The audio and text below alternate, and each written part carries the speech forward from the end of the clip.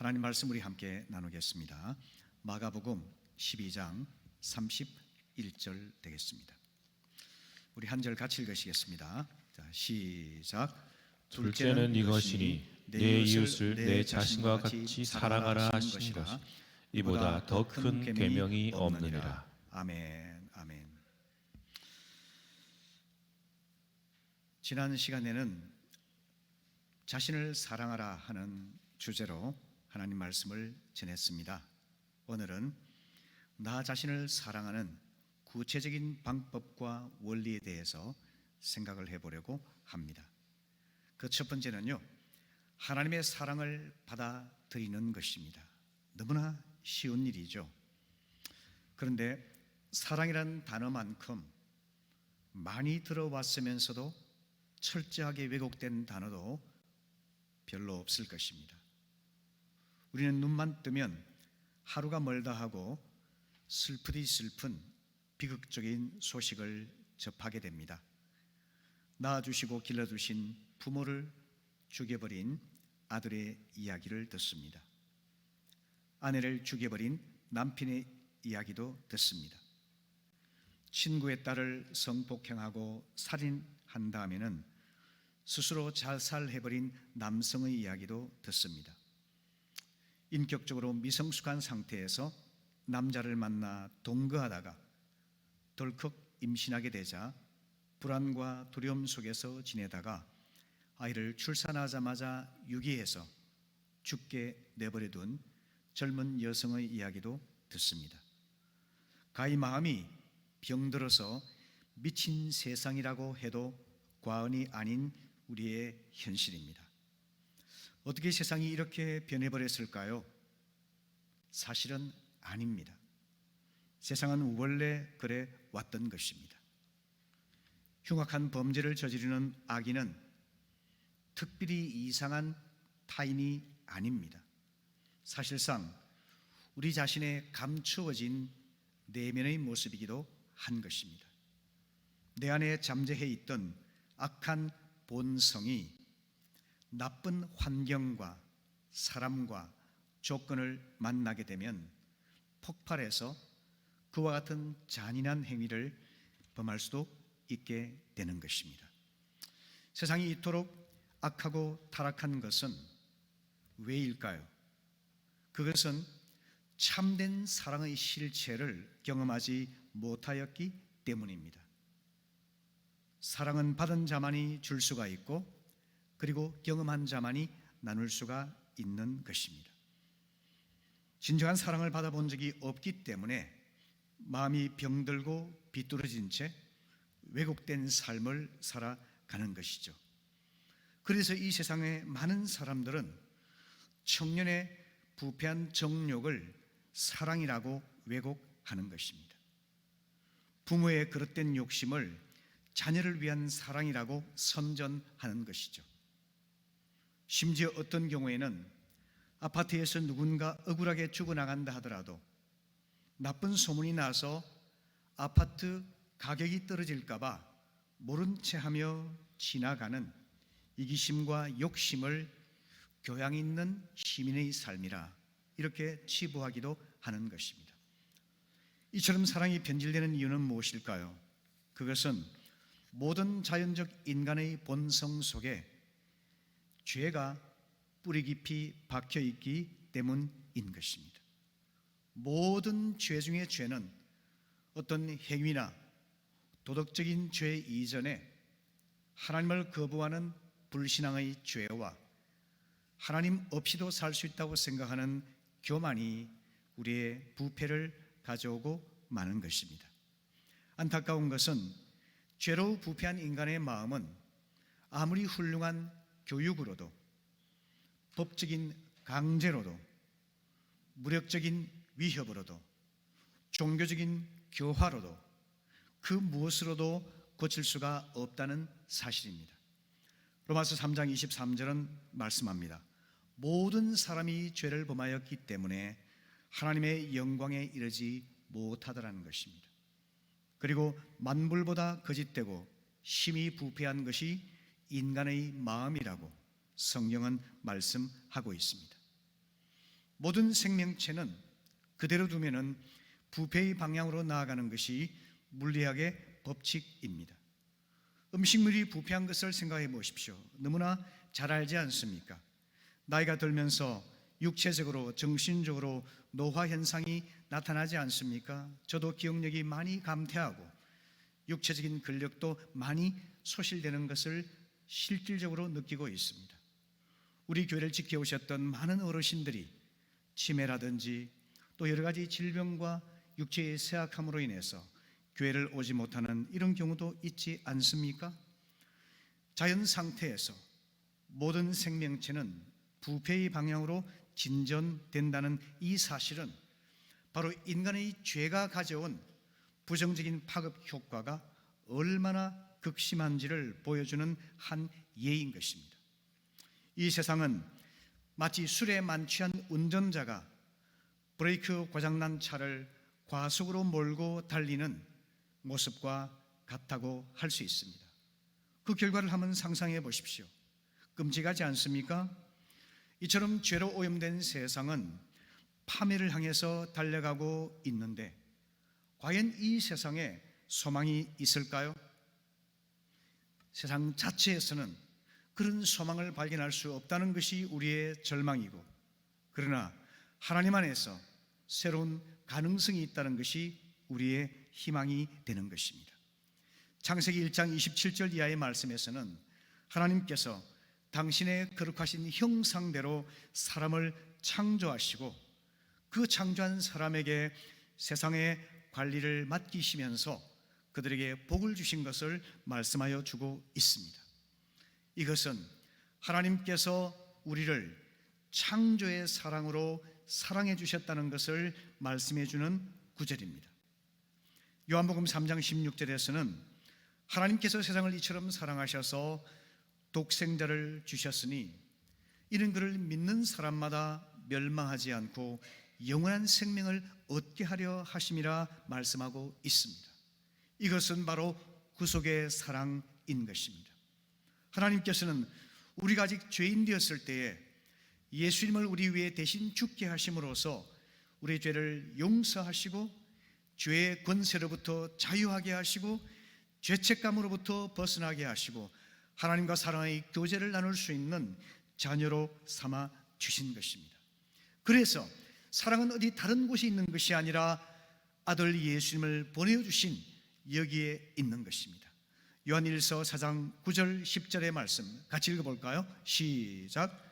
하나님의 사랑이 우리에게 이렇게 나타난 바 되었으니 하나님이 자기의 독생자를 세상에 보내심은 그로 말미암아 우리를 살리려 하심이라.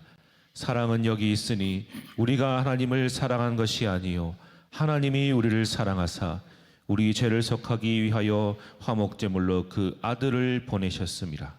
아멘. 바로 하나님의 사랑이 창조의 사랑과 구속의 사랑으로 우리를 향해 나타나고 있음을 깨닫게 된다면 우리는 사랑의 실체를 경험할 수가 있습니다. 우리는 실수로 이 땅에 태어난 것이 아닙니다. 쓰레기처럼 아무 목적 없이 내버려진 존재가 아닙니다. 하나님의 창조의 사랑과 구속의 사랑을 통해서 하나님께서는 우리를 이 땅에 보내주셨습니다. 예수 그리스도를 통해서 우리 죄를 사하시고 하나님과 원수된 관계를 회복시키셔서 사랑받는 자녀로서 하나님과 교제하며 하나님의 사랑을 풍성히 누리며 하나님 안에서 예비된 놀라운 삶을 살아갈 수 있도록 원하고 계신 것입니다. 여러분, 우리가 부모를 통해 태어나는 것은 자연적인 출생이고 제1의 출생입니다. 그러나 예수 그리스도를 영접하여 성령이 우리에게 임함으로 인해서 하나님의 자녀로 새 삶을 사는 것은 영적인 출생이고 제2의 탄생이 되는 것입니다. 자신에게 한번 질문해 보십시오. 하나님의 창조의 사랑을 발견하고 예수 그리스도를 영접함으로 성령이 나에게 임하여서 내가 새 삶을 살아가는 그런 사랑을 경험하고 계신지 오늘 이 아침에 진지하게 질문하시고 그 사랑을 받아 누리는 우리 모두가 될 수 있기를 바랍니다. 하나님은 약속하십니다. 요한복음 1장 12절에서 영접하는 자 곧 그 이름을 믿는 자들에게는 하나님은 자녀가 되는 권세를 주셨다고 말이죠. 이 죄로 부패한 세상에서 우리의 마음도 오염이 되고 인격도 왜곡되고 삶이 타락한 이 세상 속에서 하나님의 사랑을 받음으로 인해서 우리는 하나님이 기뻐하시는 열매를 맺으며 하나님의 사랑을 닮아가는 사랑의 사람으로 자라날 수 있게 되는 것입니다. 두 번째는 자신을 용납하는 것입니다. 창조와 구속을 통해서 우리를 자녀로 삼아주신 하나님의 크신 사랑을 받게 되면 우린 내 자신이 얼마나 귀한 존재인지를 깨닫게 되겠죠. 성도 여러분, 나는 우주에서 유일한 존재라고 믿으십니까? 그리고 내가 얼마나 귀한, 우주에서 가장 귀한 존재로 하나님이 나를 삼아주셨다는 사실을 믿게 되기를 바랍니다. 바로 이 사실을 알게 되면 우린 내 자신이 아주 소중한 내재적 가치를 지닌 보석 같은 존재임을 알게 되는 것입니다. 내재적 가치는 무엇입니까? 그것은 하나님께서 나를 창조하시고 구속해 주신 고유의 가치를 말하는 겁니다. 이 고유의 가치는 세월이 흘러도 변하지 않습니다. 환경이 바뀌어도 달라지지 않습니다. 사람들의 평가나 나 자신의 평가에 의해서 변질되거나 격화되지 않는 것입니다. 영원한 가치가 예수 그리스도 안에서 하나님 우리에게 주신 내재적인 가치라고 하는 것입니다. 간단히 말해서 5만 원짜리 지폐의 가치를 한번 생각해 보십시오. 갓 나온 화폐는 아주 깨끗하겠지만 시간이 흐르다 보면 화폐가 때가 묻기도 하고 구겨지기도 하고 약간 찢어지기도 하죠. 여러분, 그렇다고 해서 그 가격이 떨어질까요? 한국은행의 권위에 의존해서 그 화폐의 가치는 떨어지지 않는 것이죠. 그게 바로 내재적 가치인 것입니다. 하나님의 창조와 예수 그리스도 안에서 구속의 사랑을 받은 내가 얼마나 소중하고 귀한 존재이며 유일한 사랑을 받은 존재인지를 깨닫게 된다면 우리는 하나님 안에서 사랑의 삶을 능히 살아갈 수가 있는 것입니다. 하지만 종종 우리는 이런 사랑을 망각한 채 살아가면서 고통을 겪을 때가 많이 있죠. 왜냐하면 우리가 살고 있는 이 세상은 끊임없이 분열된 세상이고 그리고 끊임없이 경쟁을 부추기는 부패한 세상이기 때문에 그렇습니다.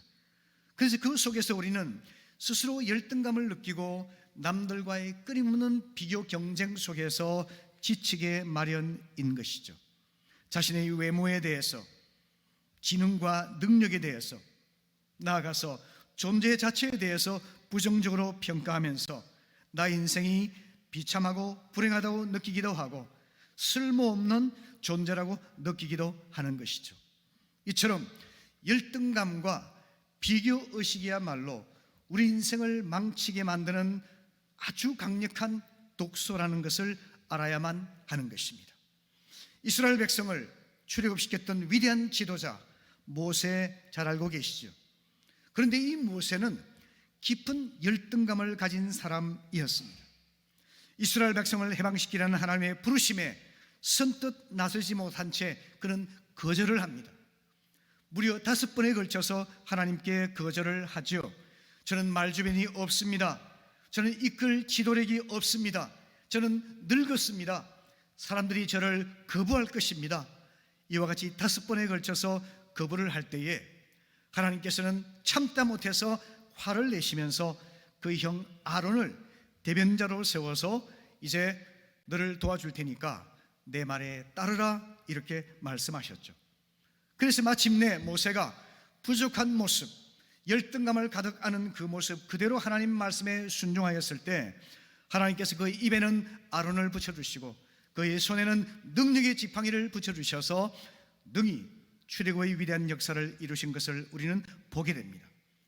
남들과 자신을 비교하지 아니하고 자신을 있는 모습 그대로 용납하고 감사하며 모자라는 것은 채워주고 넘치는 것은 깎아가면서 살아갈 때 우리는 하나님께서 창조하시고 구속하여 주신 나 자신의 존재를 사랑하는 실제적인 방법을 배울 수 있게 되는 것입니다. 여러분, 나무늘보 아시죠?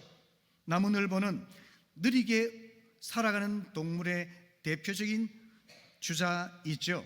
남미 지역에 서식하는 동물입니다. 그 이름도 나무 위에서 살아가는 게으름뱅이라는 뜻을 가지고 있죠. 체중이 매우 가볍다고 합니다. 2kg에서 8kg 정도밖에 되지 않는 아주 가볍기 짝이 없는 동물이라 그러죠. 음식은 나뭇잎 3개 정도를 하루에 먹는 게 끝이라고 합니다. 동물이 그렇게 살 수 있을까요? 여러분, 그렇게 살 수 있을까요? 안 될 거예요. 그런데 여러분, 늘 나무 위에서 살다가 일주일에 한 번 정도 땅에 내려오는데요, 그때는 배변을 위해서 내려올 뿐이라고 합니다. 동물 중에 제일 빠른 동물이 치타 아니겠습니까? 1시간에 110km를 달리는 동물이라 그러죠. 그런데 여러분, 이 나무늘보가 얼마나 빠른지 아십니까? 1시간에 200m를 달릴 수 있다고 합니다. 그 정도로 느린 동물이 나무늘보인데요, 너무나 말라 있기 때문에요, 잡아먹어도 먹을 것도 없을 것 같고 먹어도 맛이 없을 것 같아서 다른 동물들이 잡아먹지 않는다고 하는 거죠. 나무늘보에게 생존의 비결이 뭘까요? 바로 결핍이라고 하는 것입니다. 이것이 하나님께서 자연계에 내려주신 또 하나의 생존 법칙이죠. 우리가 잘 알고 자랑스러워하는 BTS가 빌보드 차트 1위를 하고 그리고 유엔 총회에서 유명한 연설을 했었죠. 그때 이렇게 말을 합니다. 전 세계의 젊은이들을 향해서 이렇게 외칩니다. 저는 어제 실수를 저질렀습니다. 그러나 그 어제인 나도 나 자신입니다. 오늘의 나는 내가 만든 모든 실수들이 모여져서 만들어진 것입니다. 저는 여전히 결점이 많이 있고 많은 두려움을 안고 있지만 저는 될 수 있는 한 최대한 저를 끌어안으려고 합니다. 그리고 조금씩 더 저 자신을 사랑할 수 있도록 변화되어 가고 있습니다. 이렇게 이야기합니다. BTS를 만든 것은 실수투성인 어제의 내 자신이 모여서 이루어진 결과라, 이렇게 전 세상 사람들을 향해서 고백하고 있는 것이죠. 성도 여러분, 열등감, 부족함, 연약함, 실패, 이런 것으로 자신을 학대하지 말고 부족한 자신을 있는 그대로 용납하고 긍정할 때 우리는 더 성장할 수 있게 되고 그 속에서 자신의 존재와 인생을 사랑할 수 있게 되는 것입니다. 열등감과 함께 우리를 파괴하는 무서운 독소가 바로 또한 비교의식이죠.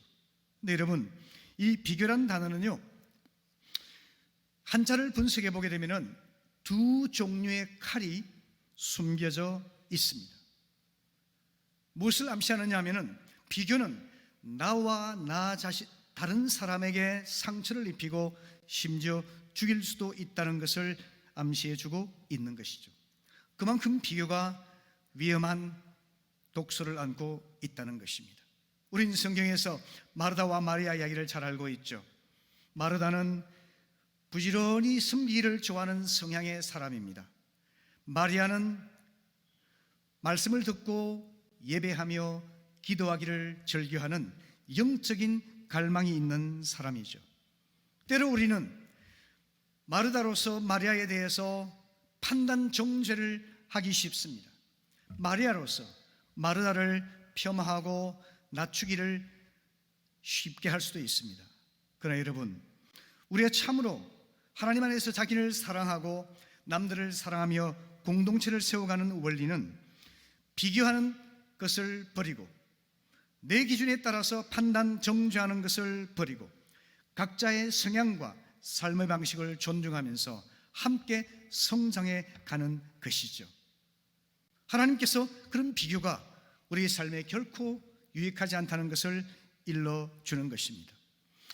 유명한 가수 중에 김연자 씨가 있죠. 제가 올해 들어서 가수들과 노래 이야기를 종종 합니다. 이분이 많은 곡들을 히트를 쳤지만 이분이 대히트를 쳤던 곡 중에 하나가 아모르 파티가 있더라고요. 이 가사를 읽어보니까요, 자신에게 실망하지 마. 모든 걸 잘할 수는 없어. 오늘보다 더 나은 내일이면 돼.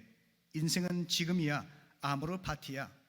그리고 사랑도 지나갔지만 그 추억들 눈이 부시면서도 슬펐던 행복이여. 나이는 숫자, 마음이 진짜. 가슴 뛰는 대로 가면 돼. 이제는 더 이상 슬픔이여. 안녕. 왔다 갈 한 번의 인생. 연애는 필수, 결혼은 선택. 이 마지막 부분은 제가 좀 마음에 안 들어요. 왜 연애는 필수, 결혼은 선택이죠? 우리 회원이 연애는 필수, 결혼은 선택이라고 생각해요? 아니죠. 연애도 필수, 결혼도 필수. 그죠? 저는 이 노래가 잔치집에서 주로 부르는 파티 노래인 줄로 알았습니다. 그런데요, 제가 확인을 해보니까 이 노래 제목이 라틴어였습니다. 아모르 파티. 라틴어로 아모르는 사랑이라는 뜻이거든요. 그리고 파티는 영어로 fate를 아실 텐데, fate는 운명, 인생, 그런 의미를 가지고 있는 단어죠. 그러니까 아모르 파티는 파티하자 이런 뜻이 아니고 너의 운명을 사랑하라 이런 뜻입니다. 너의 인생을 사랑하라는 뜻입니다. 다시 말하면 너의 존재를 있는 그대로 사랑하라는 뜻이죠. 열등감과 비교의식에 사로잡히지 말고 나의 존재를 있는 그대로 긍정하며 사랑하라는 것이 바로 아모르 파티입니다. 여러분, 아모르 파티 하시기를 바랍니다. 아멘. 자, 침묵이라는 소설로 세계적인 명성을 얻은 일본의 작가가 있죠. 엔도 슈샤쿠라는 분이죠. 이분은 아주 독실한 가톨릭 신자입니다. 이분의 책을 제가 몇 권 읽었는데요, 해박한 성경 지식과 또 깊은 신앙에 감동을 받았습니다. 사실 이분도 깊은 열등감을 안고 있는 분이었다고 합니다. 그런 유명하고 능력을 가진 분이었음에도 불구하고 깊은 열등감을 갖고 고통을 겪던 분이었던 거죠.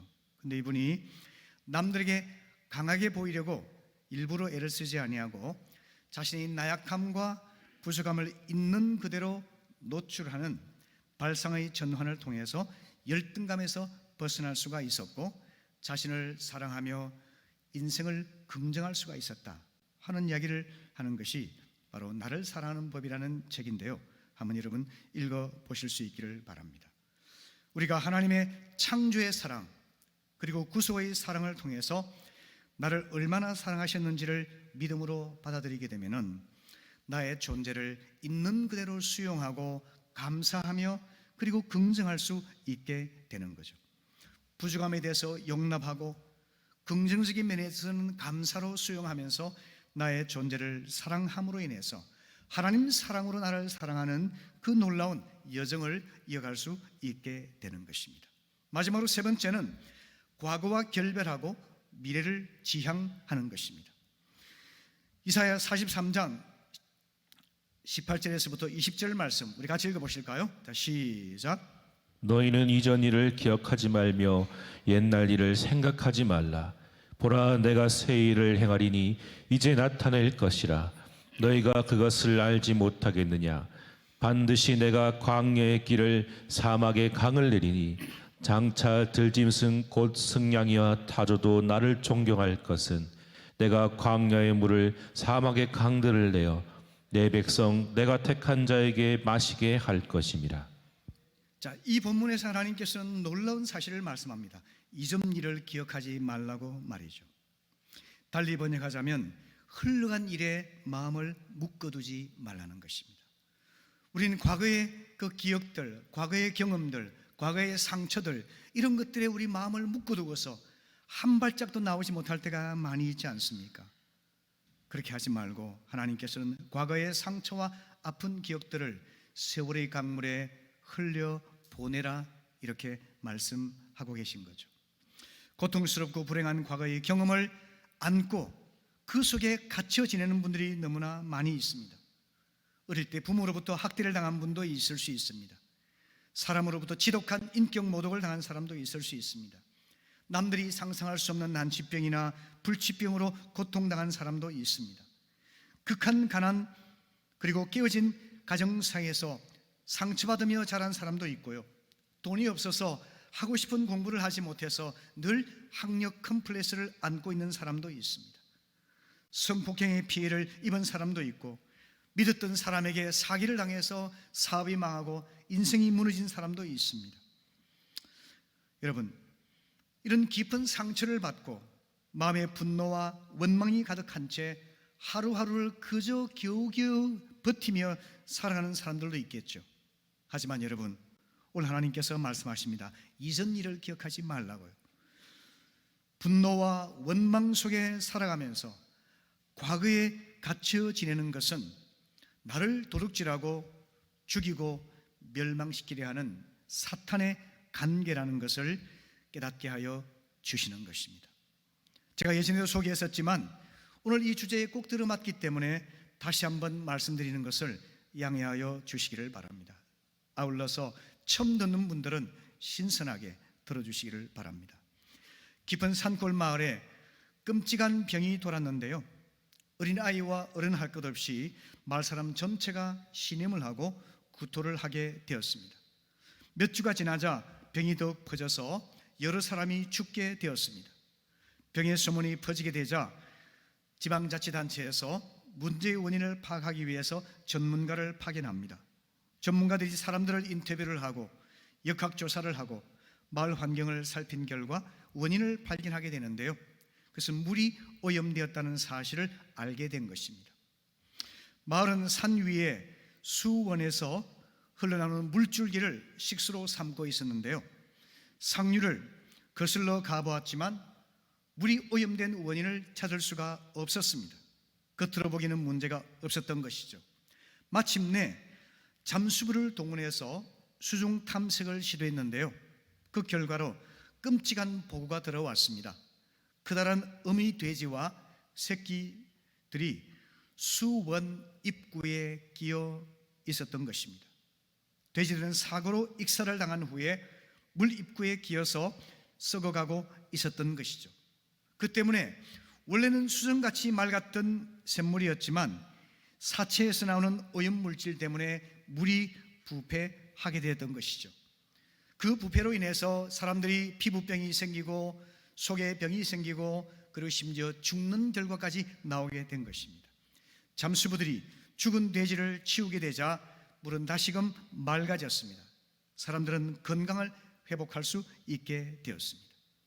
이 이야기는 우리가 과거의 분노와 상처와 원망을 가슴에 품고 하루하루 지탱하게 되면 마치 돼지의 시체가 맑은 물을 오염시켜서 사람들을 병들게 하고 심지어 죽이는 것처럼 우리의 마음도 삶도 그리고 인생 전체를 오염시키고 병들게 하고 마침내 파멸로 이끌 수 있다는 사실을 암시하여 주고 있는 것입니다.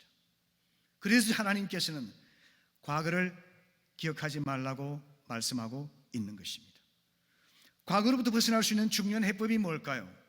그것은 역설적으로 용서입니다. 용서를 통해서 과거의 아픈 기억과 그리고 상처로부터 벗어나고 분노와 원망으로부터 자신의 인생을 망치지 않고 자기의 존재와 인생을 사랑하고 하나님이 주시는 무한한 가능성을 끌어낼 수 있게 되는 것이죠. 그러므로 여러분, 부디 거룩한 이기주의자가 될 수 있기를 바랍니다. 나를 위해서, 나의 풍성한 생명을 위해서, 나를 사랑하시는 하나님을 위하여 거룩한 이기주의자가 되기로 다짐하시기를 바랍니다. 나에게 해를 끼친 사람들을 용서함으로써 나를 자유하게 하는 것입니다. 내 인생을 꼬이게 만든 사람들을 용서함으로써 과거를 떠나보내고 미래를 열어갈 수가 있는 것입니다. 나아가서 과거의 실수를 저지르고 심각한 잘못을 범한 원망스러운 나, 미운 나 자신을 조차도 용서하기로 결정하는 것입니다. 이것이 바로 거룩한 이기주의자가 되어서 하나님 사랑 안에 거할 수 있는 원리입니다. 성도 여러분, 그러함으로 인해서 하나님이 계획하신 풍성한 삶을 누릴 수 있기를 바랍니다. 하나님이 허락하시는 무한한 가능성을 실현할 수 있기를 바랍니다. 에베소 4장 32절 말씀 같이 읽어볼까요? 시작. 서로 친절하게 하며 불쌍히 여기며 서로 용서하기를 하나님이 그리스도 안에서 너희를 용서하심과 같이 하라. 아멘. 이와 같이 타인도 나 자신도 용서함으로 인해서 하나님이 나를 용서하신 그 사랑을 내가 경험하게 될 때 하나님이 주시는 풍성한 생명이 우리 안에 예비되어 있는 것입니다. 성경에는 이 과거를 극복한 사람이 있습니다. 대표적인 사람이 우물가의 여인이죠. 그녀는 사람에게 배신당하고 버림받은 자였습니다. 남편이 5이나 있었지만 버림받았습니다. 진정한 사랑을 경험하지 못했습니다. 지금 한 남자와 동거하고 있지만 사랑의 관계는 아닙니다. 사람들의 눈길이 두렵고 수치심과 죄책감에 고통당하고 있습니다. 꽁꽁 묶여 있습니다. 그런데 주님을 만나서 그가 사랑을 경험했을 때 그녀는 물동이를 버려두고 사람들 앞에 나타나지 않습니까? 과거를 떠나보낸 것이죠. 그리고 미래를 새롭게 열어가게 되었던 것이죠. 하나님께서는 말씀하십니다. 과거를 잊어버리고 새롭게 출발하면 주님께서 행하십니다. 보라, 내가 새 일을 행하리니 이제 나타낼 것이라. 하나님께서 우리의 삶에서 새로운 일을 행하신다는 사실을 믿음으로 받아들일 수 있기를 바랍니다. 그것이 뭐냐면 광야의 길을 내시고 사막의 강을 흘러넘치게 하신다는 겁니다. 여러분, 광야는 길이 없는 곳이에요. 어느 누구도 길을 만들 수가 없어요. 사막에 길을 만들었다가도 바람만 불면 사라져버리고 마는 곳이에요. 그런데 그 광야에 하나님은 누구도 지울 수 없는 길을 만들어 주신다는 겁니다. 물 없는 사막에 하나님은 강물이 흘러 넘치는 은혜의 기적을 베풀어 주신다는 겁니다. 우리가 믿음으로 하나님 사랑을 받아들이고 과거를 떠나보내고 미래를 열어가게 결정할 때 행하시는 분은 하나님 자신이라고 하는 것입니다. 우리 모든 사람들 성도들 가운데 주의 성령께서 임하셔서 우리 마음속에 생수의 강이 흘러넘치게 하시고 예수 그리스도의 길이 활짝 열리게 하실 줄로 믿습니다. 요한복음 7장 37절 이하의 말씀에서 주님이 말씀하셨죠. 누구든지 목마르거든 내게로 말씀하시라. 나를 믿는 자는 성경의 이름과 같이 그 배에서 생수의 강이 흘러나오리라 하시니 이는 그를 믿는 자들이 받을 성령을 가리켜 말씀하신 것이라. 여러분, 예수 그리스도를 영접하셨습니까? 내 안에 성령이 계신 것을 믿으십니까? 성령이 조그만 시냇물처럼이 아니라 흘러넘치는 강물처럼 넘쳐나게 하셔서 하나님께서 우리 안에서 상상할 수 없었던 내 한계를 뛰어넘는 놀라운 일들을 행하게 되실 줄로 믿습니다. 그래서 마지막으로 이사야 40장 31절의 말씀 같이 읽어볼까요? 시작. 오직 여호와를 앙마하는 자는 새 힘을 얻으리리.